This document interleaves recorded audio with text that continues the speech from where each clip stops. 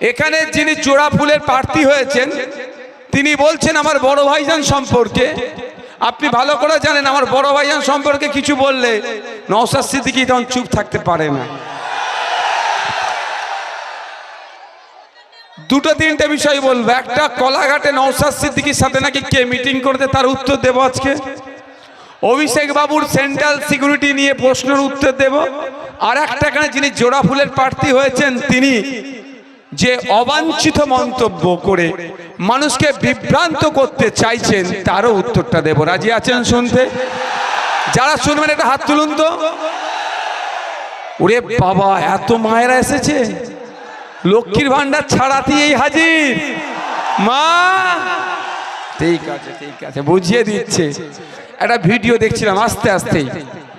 বক্তব্যে বলছেন পঞ্চায়েত নির্বাচনের সময় নাকি আমার বাড়ির ছাদে বোম অস্ত্র ছিল। আমার বড় ভাই যেন আতঙ্কিত হয়ে আমডাঙ্গার যিনি প্রার্থী তাকে নাকি বলেছে ভাই তুমি একটু দেখে নাও নাহলে পুলিশ চলে আসবে। তাই শুনলাম বক্তব্যটা। তো আমার বড় ভাই জানে ছোট ভাইয়েরটা নাম কি বলো তো? হ্যাঁ হ্যাঁ, সে দেখে নিবার তার ক্ষমতা নাই। হ্যাঁ, এক নম্বর কথা। দ্বিতীয় কথা, আগামী কাল নাকি পুলিশ আসবে বলছে।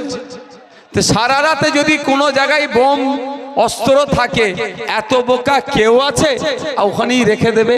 সে তো নিজে থেকে সরিয়ে দেবে ভাই। 100% ওপরে যদি কিছু থাকে অতটা এটা অসত্য কথা বলে আপনাকে আমাকে বিভ্রান্ত করছে।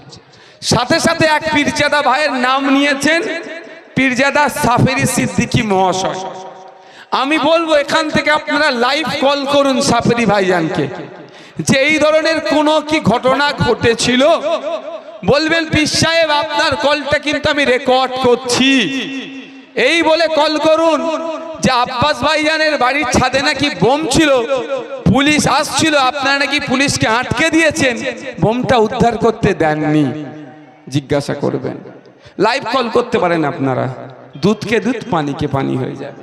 3 নম্বর কথা, হক আর বেহক, ন্যায় আর অন্যায়।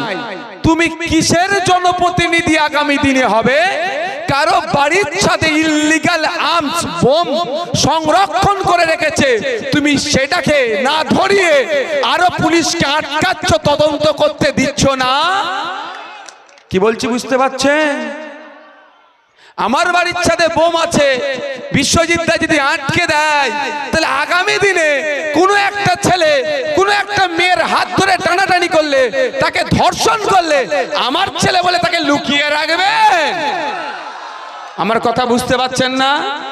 আপনি অন্যায়কে প্রশ্রয় দিয়েছেন। আপনার কথা অনুযায়ী যে অন্যায়কে প্রশ্রয় দেবে তাকে আইনসভার মধ্যে আপনি কিভাবে পাঠাবেন ভাই? পাঠানো যাবে? কালকে এখানে কেউ তোলাবাজি করবে, কাটমানি খাবে, এই ন্যাশনাল হাইওয়ের এক্সটেনশনের জন্য টাকা লুটে খাবে, ও আমার ছেলে বলে বদনাম হয়ে যাবে তৃণমূলের পার্টির বলে, তাকে লুকিয়ে রাখবেন? এটা আইএসএফ শিখেনি। তাই আপনাদের বলবো অযথা বিভ্রান্ত হবেন না। আচ্ছা, 5 বছর ধরে আমাকে আপনারা দেখেছেন তো নাকি মাঠে ময়দানে রাজনীতি করছি? আজ পর্যন্ত কেউ 1 টাকা দুর্নীতি প্রমাণ করতে পেরেছে বা অভিযোগ এনেছে? প্রমাণ তো দূরের কথা, অভিযোগ আনতে পারেনি। একবার কি করেছিল, আমি যখন জেলে ছিলাম, বাংলার মানুষ উত্তাল, মাইন্ডকে ডাইভার্ট করার জন্য, কনফিউজ ক্রিয়েট করার জন্য যে নওশাদ সিদ্দিকী হয়তো অপরাধী এই বলে দেওয়ার জন্য হঠাৎ একটা প্রেস কনফারেন্স করে এক ওয়াকফ নেতা কি বলেছিল মনে আছে?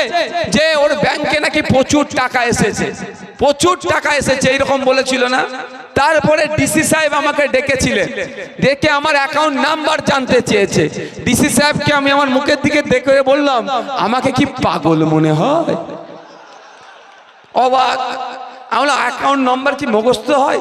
আমার বাড়ির সবার আমি ফোন নাম্বার মুখস্থ করতে পারিনি, অ্যাকাউন্ট নাম্বার তো 15-20টা মনে নাম্বার হয়। আমি বললাম হ্যাঁ আমি বলতে পারি, কোন ব্রাঞ্চে কোন ব্যাংকে আমার অ্যাকাউন্ট আছে সেগুলো বলে দিচ্ছি। বলে দিলাম, ও খুঁজে দেখেছে একটাতে 1500, একটাতে 2200, আর একটাতে 1,05,000 টাকা, সব মিলিয়ে মনে হয় 10 লাখ টাকাও পাইনি।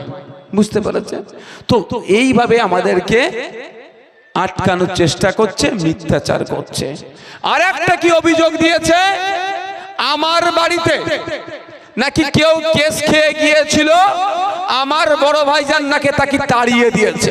আমি এতটুকু কথা বলি, আমার বড় ভাইজানের সাথে একদিন এই পিরিয়ডে একটা বিষয় নিয়ে মতপার্থক্য হয়ে গেল। কি বিষয়? আমার একটা ছেলেকে কোনো একটা বিধানসভার, এই মুহূর্তে নাম পড়ছে, তাকে মারধর করেছে। মারধর করে পুলিশ তুলে নিয়ে গেছে। একটা গুরুত্বপূর্ণ আলোচনা চলছিল আমাদের, সেই সময় আমার বড় ভাইজান আমাকে বলল যে ওইটা কি হয়েছে একটু লক্ষ্য করেছিস? আমি বড় ভাইজানকে বললাম, ভাইজান অবজারভার দিয়ে আছে তো, আপনি কেন এত টেনশন নিচ্ছ করছেন? ওরা তো দেখে নেবে, সেই জন্যই তো অবজারভার দিয়েছি। সারা রাজ্যের মানুষের আপনি চাপ কেন মাথায় নিচ্ছেন? এ কথা বলার জন্য বড় ভাইজান আমাকে খুব জোরে তাড়া দিয়েছিলেন। পরে বুঝেছিলাম মানসিকভাবে তিনি একটু দুঃখও পেয়েছিলেন। পরে আমি জানতে পারি যে তারা শুধু জানে তিনি দুঃখ পেয়েছিল এই জন্যই যে এলাকা আমি ভোটার হিসাবে দেখি না। নওশাদ আমার যেমন ভাই, এরাও আমার ওই রকমই আপন ভাই।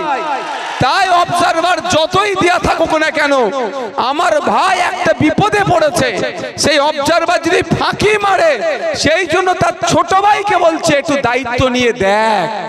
এটা হচ্ছে আব্বাস সিদ্দিকী, একটু মাথায় রাখবেন। তাই সম্পূর্ণ মিথ্যাচার করছে। হ্যাঁ, দলে জয়েন করেছে, আইএসএফ ছেড়ে আমডাঙ্গা থেকে গিয়েছে। যদি মনে হয় তার জন্য ওটা ভালো জায়গা, আমরা তাকে কিচ্ছু, একটা শব্দ কেউ আমরা খরচ করেছি তার বিরুদ্ধে, প্রয়োজনও নাই। কিন্তু প্রশ্ন এটাই, মিথ্যা অভিযোগ করলে তো চুপ করে থাকা যায় না। রাজনীতির লড়াই হোক না, যুক্তি তর্ক দিয়ে লড়াই হোক, কে কত যুক্তি দিতে পারে তার লড়াই হোক, আমি ওয়েলকাম করছি। 294টা তৃণমূলের প্রার্থী ছেড়ে দিন, রাজ্যের মুখ্যমন্ত্রী মমতা ব্যানার্জিকে বসান একদিকে, আর উল্টো দিকে নওশাদ সিদ্দিকীকে বসান। মমতা ব্যানার্জি পশ্চিম বাংলার মহিলা থেকে শুরু করে, পুরুষ থেকে শুরু করে, কৃষক থেকে শুরু করে, এই আমডাঙ্গার কৃষক থেকে, আমডাঙ্গার কর্মচারী থেকে শুরু করে, সরকারি কর্মী থেকে শুরু করে, রাজ্যের মানুষকে আজকে ধ্বংসের দিকে এগিয়ে নিয়ে যাচ্ছে। এটা প্রমাণ যদি না করতে পারি, মমতা ব্যানার্জির হাত থেকে আমি তার দলের ঝান্ডাটা গ্রহণ করে নেব। ভয় লাগছে নাকি? হ্যাঁ, আর যদি মমতা ব্যানার্জিকে আমি, যদি নাই মমতা ব্যানার্জিকে আমি ভুল প্রমাণ করালে কি হবে? হ্যাঁ, কি বলছে আইএসএফ নিয়ে নিতে হবে? আরে বাবা না, মাথা খারাপ, মাথা খারাপ। বলবো মা আমার, দিদি আমার বার্ধক্যে উপনীত হয়েছে। আমরা যতটুকু জানি, হিন্দু সমাজের মানুষেরা এটা বলে, শেষ জীবনে গিয়ে বৃন্দাবনে একটু ধর্মকর্ম করো, তাই না মা? তাই এটা বলবো, অনেক হয়েছে মা আমার, এবার আপনি অব্যাহতি দেন, বাংলার মানুষকে একটু শান্তিতে থাকতে দেন, বৃন্দাবনের টিকিটটা কেটে দিচ্ছে। পারবে? আমি চ্যালেঞ্জ দিয়ে যাচ্ছি, আমি চ্যালেঞ্জ করে যাচ্ছি, প্রমাণ করে দেব।